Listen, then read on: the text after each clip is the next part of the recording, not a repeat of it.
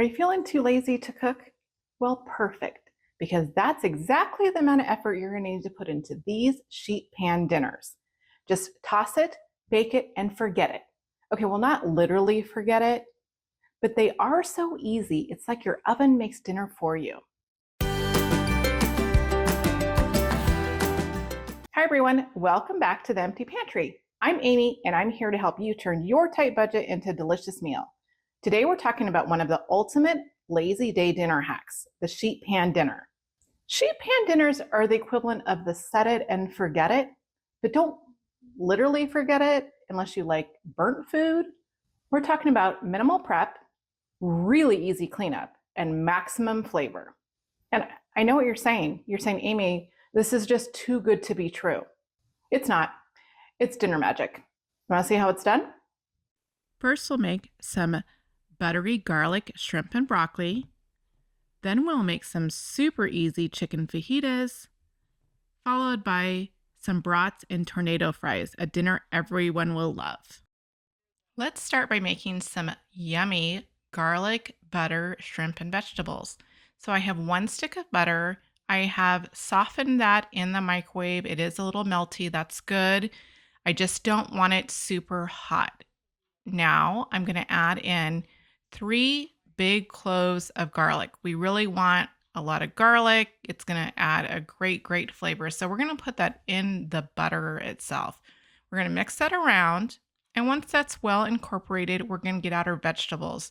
So you're going to want about 4 cups of vegetables. I had some broccoli and some tomatoes left over from the other night, so I went ahead and put those in there because they were already chopped up. Whatever vegetable you choose, just keep in mind the cook time, because if it's something hard like a potato, it's going to take a lot longer to cook than shrimp. And so you're going to have to do this in 2 different steps. Broccoli cut in small bits cooks about the same time the shrimp does.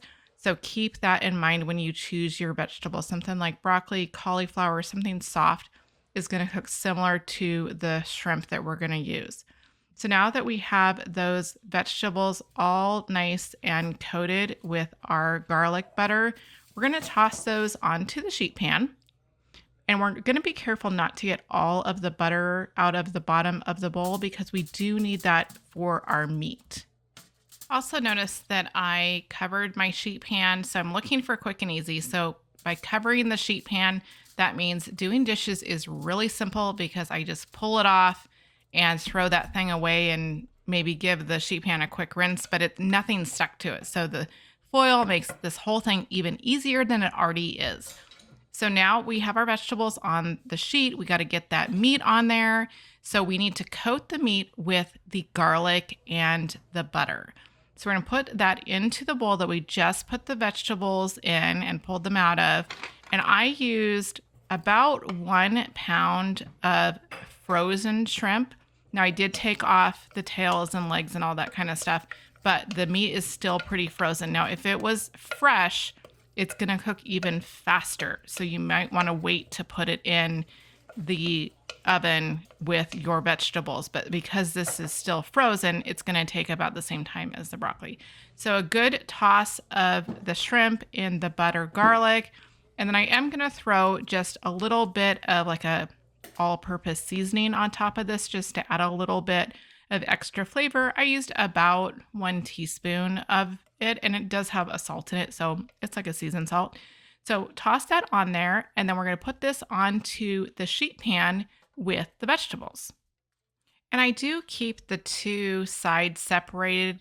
Should the shrimp or broccoli cook faster than the other one, I can easily take out one side. I could scoop one side if they're separated. If they're together, it's going to be a little bit harder. You're going to have to pick them out, but they should cook at the same time because of the shrimp being frozen. And then the broccoli is pretty small. I don't have a lot of stock at the broccoli. That's the part that usually takes a long time.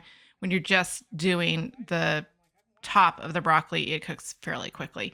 So I just kind of spread that around, make sure it's a nice even coat, and then that extra garlic butter, just getting it off of the spoon. Don't want any of that to go to waste. It's so good.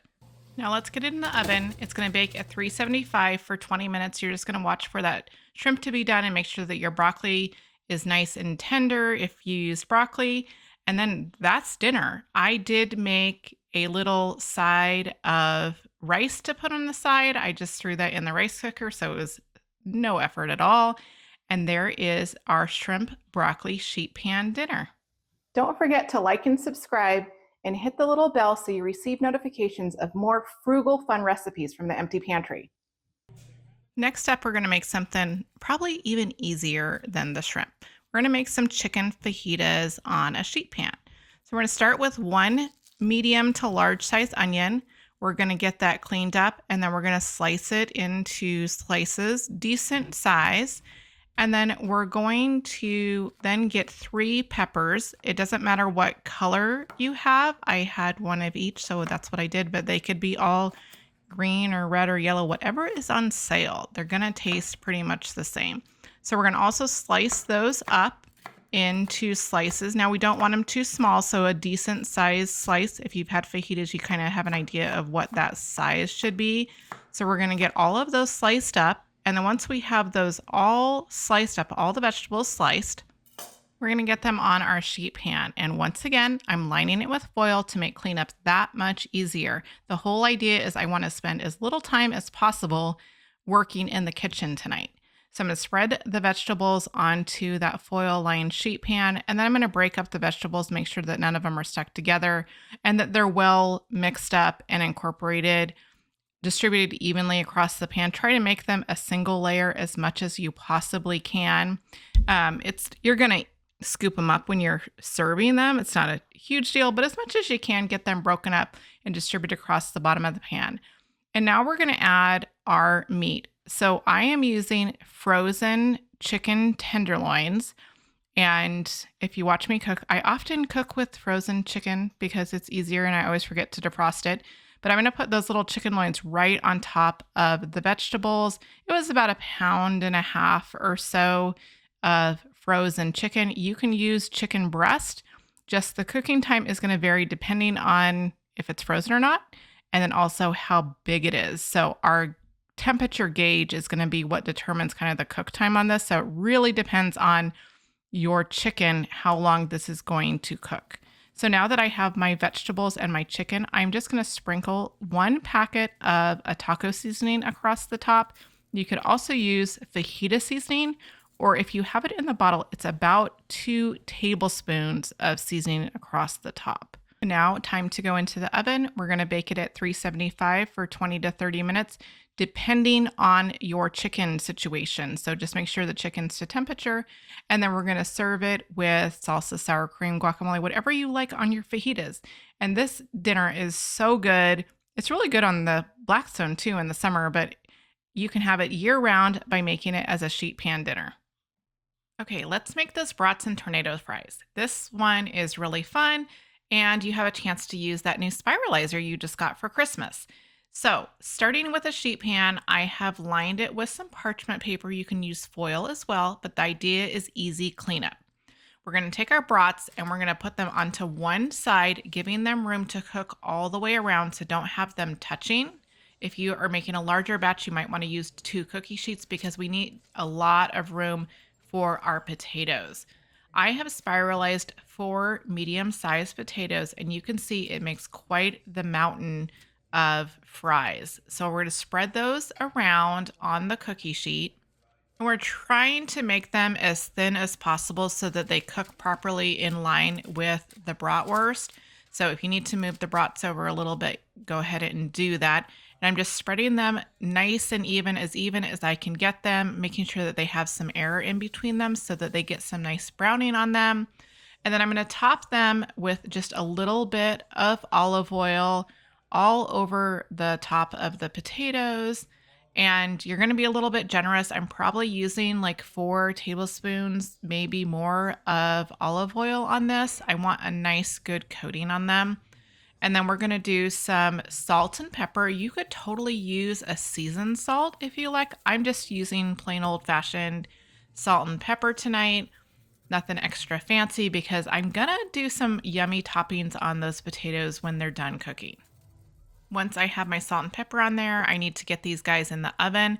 And we're going to bake this at 400 degrees, and it's going to be about 45 minutes. What you're looking for is the brats to be completely cooked through. So they're going to be kind of, you know, juicy looking. And then the potatoes are browned. And then once they come out, we're going to serve the brats with a bun, and we put mustard on ours. And then on top of the fries, I topped it with some cheese, green onions, and bacon bits. This meal is a great family pleaser. And there you have it, a dinner that practically cooked itself, though I did have to put it in the oven. If you try any of these recipes, let me know in the comments. Also, what is the weirdest combo you ever tried on a sheet pan dinner? I would say my personal most interesting one was hot dogs and pineapple. Don't judge me. See you next week. Bye.